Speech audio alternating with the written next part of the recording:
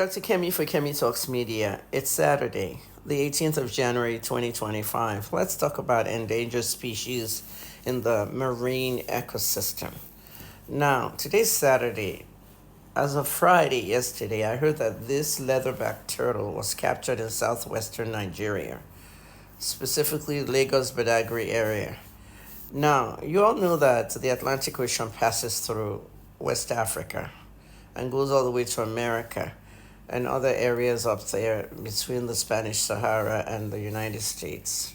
Everybody has a duty to catch something in the Atlantic, and we have seen it because it's a source of living.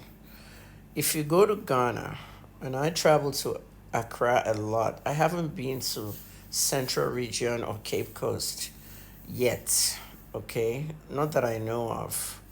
Wait, hold on. I went to Takoradi and I went to Temau as a kid. But as an adult, I haven't been to those places. Okay, as a kid, I went there with my parents. The Central Region and Cape Coast, that whole area is all seafood towns. And most of the um, seafood in Ghana comes from those areas. In fact, when I was in Ghana in 2023, we stayed at an Airbnb where I made friends with the neighbor.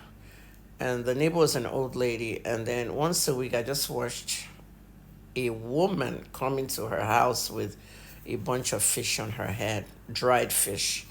And she just called me one day and said, "Oh, do I want to see this?" That she wants to get me some fish. She actually bought us some fish, and we were very happy. What I saw on that woman's head was smoked tuna. I mean, tuna.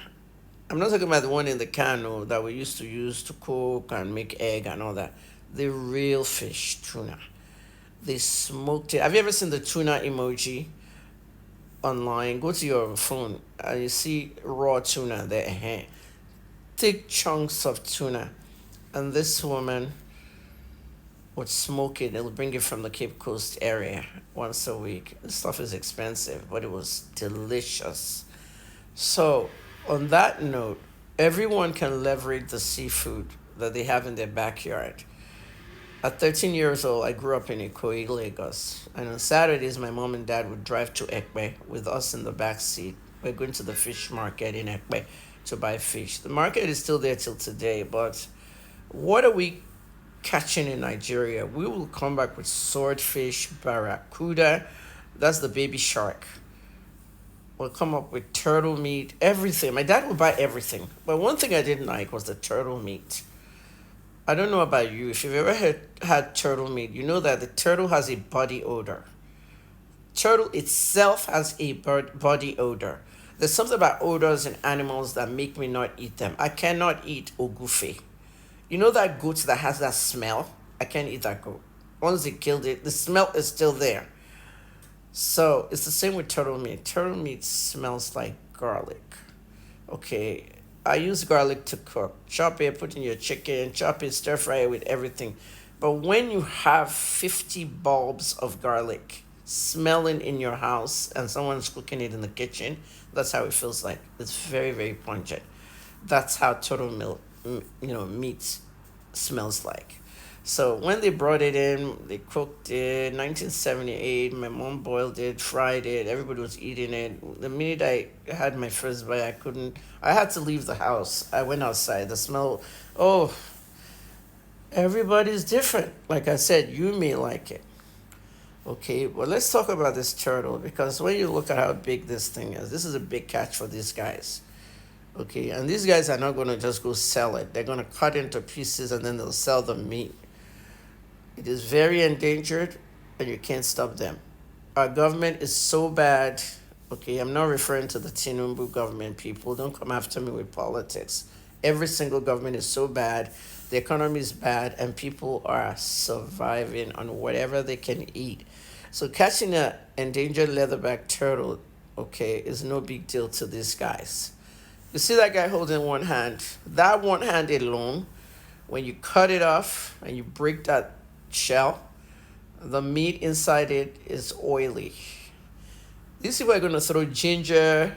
The thing already has garlic smell. They'll put even more garlic. They'll put pepper. They'll cook this. And when they cook it in the stew and serve you, you don't even know what you're eating. You probably think you're eating a fish because it looks like fish. It also looks like, it tastes like fish and chicken. The texture is like chicken or fish. Okay, people are hungry. So let's go back. So the leatherback sea turtle, okay, it has a hard shell, and that shell contains fleshy, oily meat. All right, and the reason why it's oily is because the oil is there to provide lubrication for that shell, which is also, turtles, they live inside their houses. They carry their houses on their back, their shell, and it's one of the largest living turtles out there. Now, this is the Pulitzer Center. I'm sure you've heard about the Pulitzer Prize and all that for photography and different things. Um, Gideon Sarpong wrote this article, okay, for the Pulitzer Center last September with regards to the vanishing guardians of Ghana's ocean, exposing the sea turtle poaching crisis. You see, Ghana does things very modern, unlike Nigeria. In Ghana, they have, you know how UNESCO has some sites in the world that are protected and you can't demolish them. You can't just say you want to demolish the house of Ladoke Akintola in Ogbomosho. The house is there where he lived. It was premier of Western Region. The army shot him in his private house in Ibadan after he left government house on the January 15th coup. But his house in the village would be in Ogbomosho. The house is there and the car is still in the damn garage. Yeah, the car, his vintage car. Nobody could take that vintage car, put it apart, sell the parts, or sell the car. It's history. Okay, if you go to our house in Molete, the car my father had, the Mercedes that take my father to work as governor, is still there. Okay, it's sitting on bricks, no tires. So some things are protected. All right, that's why they say UNESCO site, blah, blah, blah. It's the same thing going on with seafood and poaching and all in Ghana. Ghana has a lot of things that they do to protect the environment and the marine ecosystem. Okay, poaching means you go there and go and steal something you're not supposed to even steal. You go and harvest something you're not supposed to harvest. Okay, these things are living in the sea. That's their own land. Okay, but at the end of the day, what is in Genesis chapter 1? God said Adam and Eve should go and eat whatever they want in the garden, the seas, whatever. But at the end of the day, we're protecting a lot more species. And if you go to Cape Coast, you'll see all the turtle sellers there. When they see the journalists come in, they like hide their faces and stuff. They turn the turtles upside down, which is abuse. They turn them upside down so that they don't escape. Because if you put a turtle the other way around, they'll start crawling away. And they're selling turtles for 500 cedis over there. It's like $40, $50. So this kind of stuff happened. There's poaching in different kind of animals, killing lions for meat, killing this, killing that. Well, who taught us about poaching? Shebi's doing supposed to. Look at the cows I showed you from Sudan last week. Look at the horns of the cows in Sudan, how big they are. Some people will come there and say they want those horns for ivory or for decoration or something. And it's usually white people that also come and get those things, please.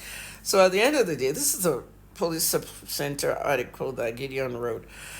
And that's it for the turtle. I just wanted you guys to know. I have no say, but if I did have a say, I don't know if I would even have a say. Even if I'm the president of Nigeria, I still have no say on whether this guy should do this. But if I had a heart to get these guys to throw this thing back in the ocean, and they did, honestly, I would give them 10 million. I would give them money for the turtle. I would do anything to get this turtle back in the ocean. That's how it works. Thanks for listening.